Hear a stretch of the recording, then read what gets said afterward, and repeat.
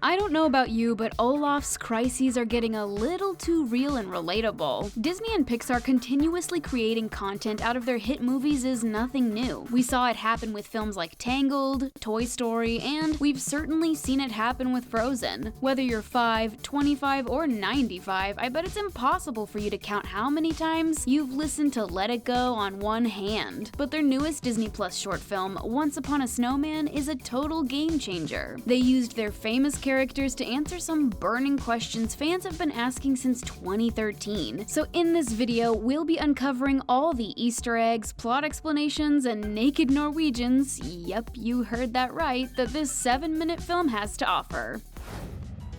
We know Olaf, but we don't really know Olaf. He's a friendly snowman who likes hugs and was created by Elsa. Quite frankly, he's the comedic relief in the Frozen films, and without Josh Gad, would probably be overlooked. But Olaf becomes the main character of his newest short film, and we learn a little bit more about where exactly he went after Elsa creates him during her Let It Go manifesto. Long story short, he gets hit with Elsa's cape during her dramatic "the cold never bothered me anyway" line and is sent rolling down a hill, where we find out he actually has no idea who he is. I'm having a bit of a crisis of identity. And then, what commences is what happened to him in the 20 minutes that he's missing from the actual Frozen film. Still in the middle of a meltdown, Olaf discovers the same exact travel post and sauna, Wandering Oakens, that Anna and Kristoff visit in the first film. You can even faintly hear Kristoff singing his when he passes his hiding spot. It's here that it's revealed to us that Olaf and Anna technically meet before we originally thought, kind of. He dramatically gets smashed by the door as she's on her way out to confront her future fiancé. It's definitely not her most elegant moment. In the first Frozen film, we never really get the answer as to what exactly happened to Anna's coronation dress after her visit to the trading post. Is it in her satchel? Did she give it away? But in Once Upon a Snowman, that plot hole is finally covered. When Olaf walks into Wandering Oakens, we see the store owner hanging up her coronation dress for sale. We're going to assume she traded it for the much-needed winter gear and carrots. There's even a price tag on the dress that reads 55 of something. Does anyone know what that would convert to in dollars? Things get a little nude with this next Easter egg. Thanks to our friendly neighborhood snowman, we get the history behind the name of the trading post, Wandering Oakens. Do you know that if you scramble up those letters, it's an anagram for naked Norwegians? Despite not knowing how to read, Olaf lets the store owner know that his shop name is actually an anagram for naked Norwegians. We gotta give credit to the scriptwriters for this one. It was definitely a smart way to get the adults laughing even for a second.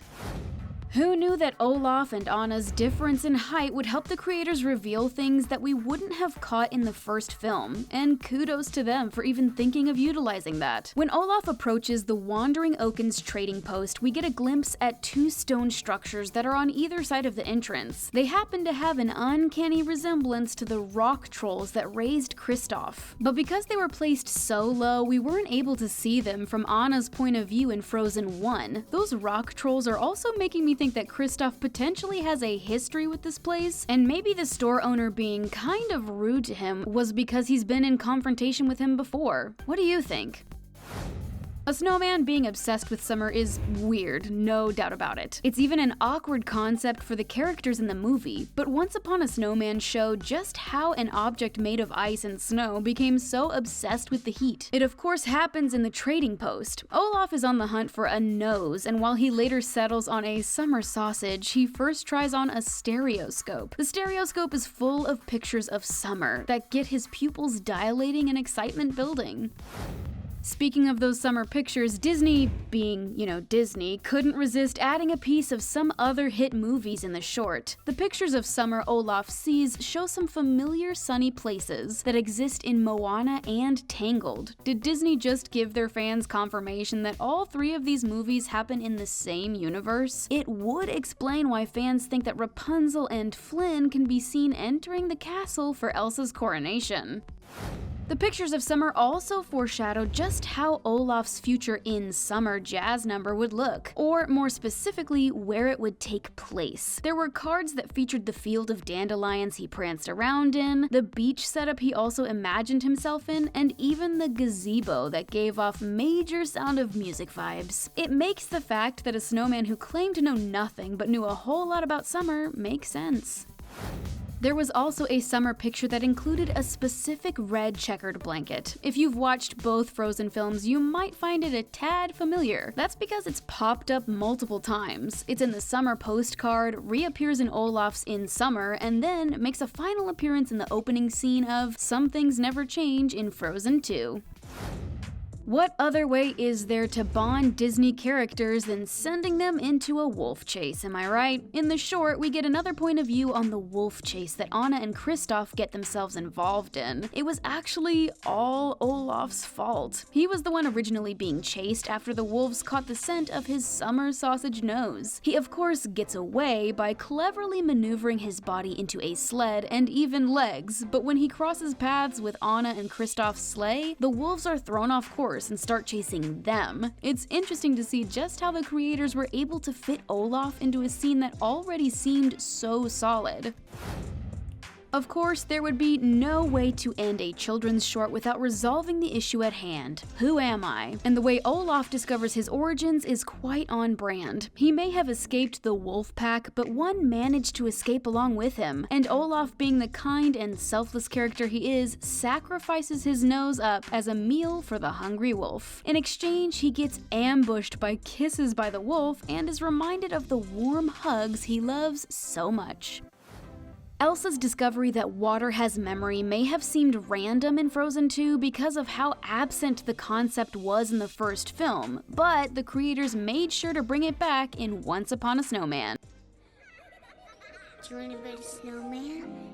Olaf can hear Anna and Elsa's childhood voices from before he was even created. And how can he do this? Because he's made up of water. And of course we now know that water has memory. Before the credits roll, we see Olaf walking towards Anna, Kristoff, and Sven to the scene that would be their first meeting in the first Frozen film. Disney did a great job of seamlessly adding it all together to give their fans another point of view of those 20 minutes in the film, not to mention a big glimpse at how one of their biggest characters came to be. Fans even get a little more insight into why Olaf acts the way he does in his first scene of Frozen. He's over the moon when Anna literally impales him with the carrot, and is quite satisfied with what he thinks is a super tiny nose. It's all because he's spent the last 20 minutes having no nose, hunting for a nose, and then losing his nose. This last tidbit isn't exactly a sneak peek and may not answer one of your burning Frozen questions, but it is smart filmmaking on Disney's part. In the middle of the movie, Olaf asks himself, I'm falling apart! Is this a skill or a flop? Well, he answers his own question after the credits when he zooms across the traditional Disney castle and shouts, Skill! Conclusion. Could Disney have finally found a way to make their short films actually be something more than a money grabber? Maybe they should consider using these reels to tie up any loose ends their films might have. Think about all the minds they would be putting to rest by giving their fans all these answers and tidbits. What do you think? Was Once Upon a Snowman meant to be just a way to bank off of the franchise, or did it put the fire out on some of your burning questions? Let us know in the comments below. Don't forget to hit that subscribe button to keep up with all things the things.